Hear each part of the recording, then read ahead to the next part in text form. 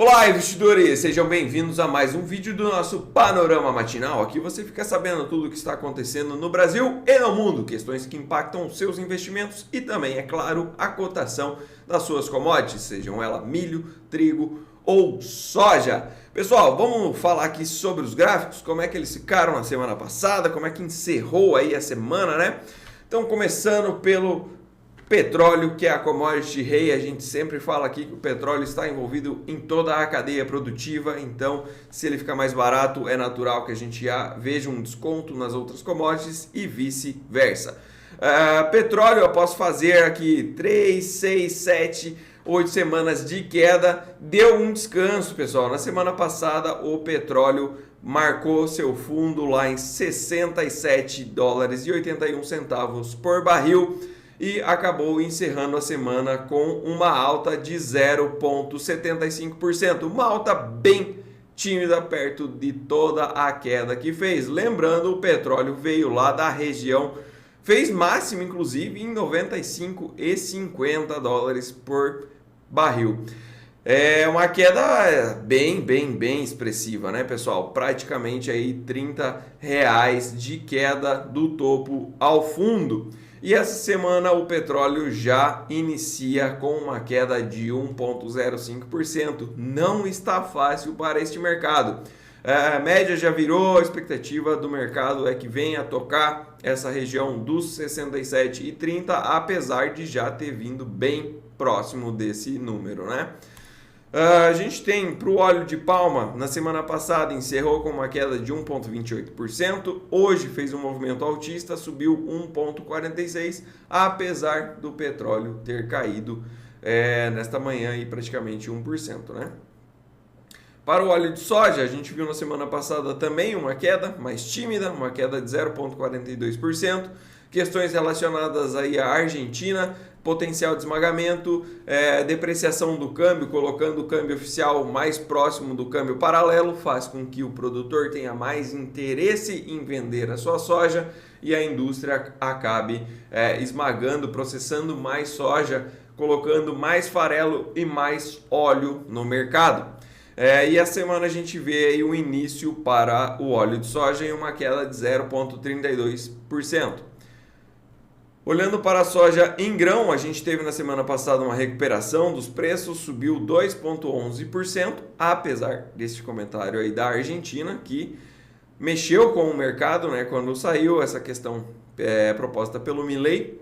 E a gente vê aí nessa semana já iniciando com uma queda de 0,53%. Claro, também na soja tem toda a questão do risco Brasil. O clima continua muito ruim, a gente já vai falar sobre ele. Inclusive, pessoal, atualização aqui sobre os nossos vídeos diários. Segunda, quarta e sexta falaremos sobre as atualizações climáticas para não ficar muito repetitivo. Comenta aí o que você acha sobre isso nos comentários. E a semana então caindo aí 0,53% para a soja no pregão noturno de Chicago. Para a partir do farelo, mais uma semana de queda, a gente viu, caiu 2% na semana passada e essa semana inicia aí com uma queda tímida de 0,03%. Já vem caindo há 5 semanas consecutivas o farelo de soja, que, pessoal, tinha dado uma puxada linda também, né? Olha que movimento fez o farelo de soja e agora vem caindo em V, né? Basicamente subiu com muita força e vem caindo com muita força. Isso é um movimento natural do mercado, tá, pessoal?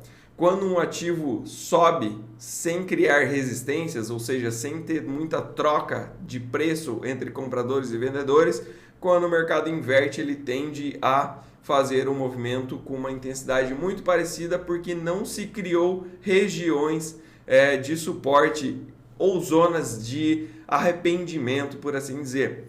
Por que zonas de arrependimento? Bom, olhando aqui para o farelo, você pensa aqui, tá, beleza, eu estava vendido, vim vendendo lá de cima e vendi mais aqui nessa resistência. O mercado rasgou.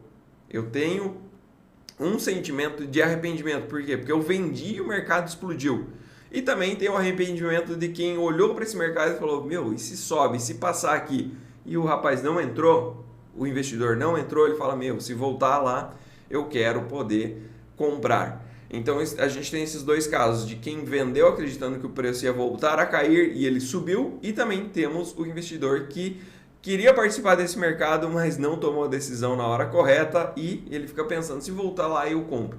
Então essas zonas de dor e arrependimento é o que fazem os suportes. Quando a gente tem uma puxada muito forte, essas zonas acabam não sendo criadas, tá? E quando o mercado inverte, tende a passar novamente porque não tem ali essas brigas. Olhando para o trigo, pessoal, a gente teve uma queda na semana passada de 0,4% para o trigo que veio testar a região dos $6 por bushel novamente. Aqui a gente tem um suporte sendo traçado no trigo, a gente já havia desenhado ele antes e está se tornando mais presente, né? Teve já mais um toque, isso aqui torna uma região de dor e arrependimento, tá? Então aqui a gente começa a ver sim um suporte para o preço do trigo. Se ele volta a cair, ele deve ter algum enrosco nessa região. E para cima a gente tem essa linha referencial do canal de baixa que até ser rompida, ela serve sim como uma região de interesse. Para o milho, a gente viu também uma queda no pregão na semana passada, uma queda de 0,51%. Já falei isso antes, mas não custa repetir. Quando a gente está olhando um gráfico semanal, pessoal, cada barra dessa aqui significa uma semana de negociação, ou seja, de segunda até sexta, o que aconteceu em termos de preços. E aqui a gente vê pela barra preta que foi uma semana de queda de 0,51% para o milho. Falando da parte de clima, pessoal, que tem muito a ver com toda essa questão das commodities, a gente observa que essa semana a perspectiva para os próximos 5 dias pelo modelo americano são um pouco mais de chuva lá para o Mato Grosso e também para a região do Mato Piba, que vem muito atrasada devido à falta de chuvas. E claro, tem gente que está no terceiro replantio já, e isso gera um custo excessivo também para o produtor, que espera por tempo melhor, né, por assim dizer. E a gente vê então pelo modelo americano algumas manchas aqui chegando a 50 milímetros. Essa é uma perspectiva para o acumulado de 5 dias. Basicamente chove em todo o Brasil e chove aí em média 5 a 10 milímetros. Pelo modelo europeu, ele já é mais otimista. A gente vê o Mato Grosso aí com uma perspectiva de chuvas basicamente em toda a sua totalidade na casa de 50 milímetros. E também a gente vê a região do Centro-Oeste e Mato Piba com esse mesmo tom de vermelho, né? Ou seja, na casa aí de 50 milímetros. Aqui para o sul, menos chuvas, fica na casa média aí de 15 milímetros. Bom, bem interessante esse modelo europeu. Tomara que isso aqui se concretize para dar uma força aí para os nossos produtores que puxam o PIB desse Brasil, né? Então, vamos torcer aí para que este modelo climático seja o da vez, né? O que venha a acertar, porque essas chuvas elas são muito interessantes e devem impactar bastante no fator produtivo de soja do Brasil. Olhando para a parte do acumulado, pessoal, a gente tem aqui até regiões bem pequenas, né, de chuvas. Tem no Mato Grosso alguma área que choveu mais para o norte, cerca de 20 a 25 milímetros, mas o fato é que na grande maioria aqui não choveu nada, tá? No sul, que choveu mais, 5 milímetros acumulados. A gente tem aqui em Santa Catarina, mas Santa Catarina não produz praticamente nada, né? Mas temos ali chuvas de 15 milímetros acumuladas. Então, é muito pouco, né? É muito pouco mesmo.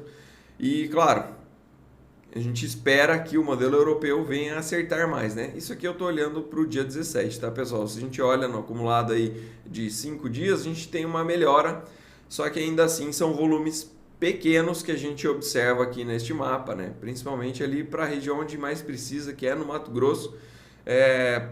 Pífio o volume que teve em 5 dias. Algumas regiões, claro, de novo, lá no norte choveu mais. Aqui sim, 50 milímetros, tá? Uma boa chuva. Mas no restante a gente vê chuvas mais fracas e esparsas também, né? Mesma coisa acontece para o Mato Piba aqui e também para o Centro-Oeste, que não chove muito. Então vamos torcer aí que o modelo europeu acerte para esses próximos 5 dias e a gente possa ver um volume acumulado maior para essas chuvas. Falando agora, pessoal, do restante das bolsas, a gente tem o minério de ferro caindo hoje 1,59%, veio caindo já na semana passada, né, e continua caindo essa semana. Eu não mostro no gráfico ali do TradingView porque o minério de ferro é negociado numa bolsa lá de Dalian e é muito ruim de achar a cotação disso aqui. E quando acha um site muito estranhos, tudo em mandarim, é muito difícil de analisar, então é por isso que a gente olha só a cotação dele aqui em preço e não olha o gráfico. Mas o fato é que o minério de ferro vem caindo por conta de uma China não trazendo os estímulos que ela vem prometendo desde o começo do ano de 2023, tá? Lembrando, a gente está encerrando o ano e o mercado está ressabiado com a China e com a capacidade dela de buscar a projeção de PIB que eles tinham definido, né? Que era acima de 5%, hoje se falam em 5% e dificilmente vai atingir esses patamares. E a gente vê inclusive a Ásia e Pacífico caindo essa semana, o início de semana aqui com uma queda expressiva até para a Hang Seng, caindo 0,92%, enquanto todo o resto do mundo estava em festa, né, pessoal? Vale muito lembrar isso. Inclusive, Estados Unidos vem aí da 7ª semana em alta. Então, esse momento da China aqui ele é um pouco complicado. E hoje a gente tem só um destaque de alta para a Ásia Pacífico, que é a Coreia do Sul, que sobe apenas 0,13%. Europa hoje realizando um pouco das altas que teve recente também. Eurostoxx cai 0,40%. Lembrando, Eurostoxx 50 reúne as 50 maiores empresas em termos de negociação lá da Europa. É o nosso termômetro europeu aqui, né? E o destaque de queda hoje fica para a Bolsa Francesa, que cai 0,41%. No campo positivo, apenas a Bolsa de Londres subindo 0,37%.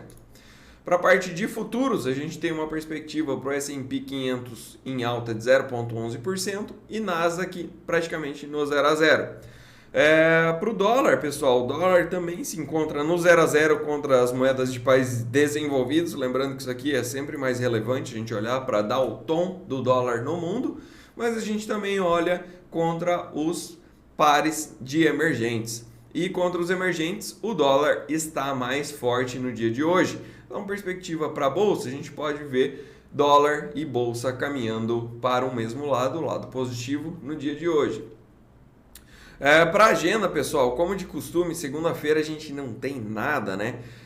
A semana ela ainda tem alguns dados que são interessantes, que vão ser publicados, principalmente na sexta-feira, mas para segunda-feira é aquele padrão. Não temos nada de relevante a sair neste mercado. Pessoal, a todos um grande abraço e uma excelente semana.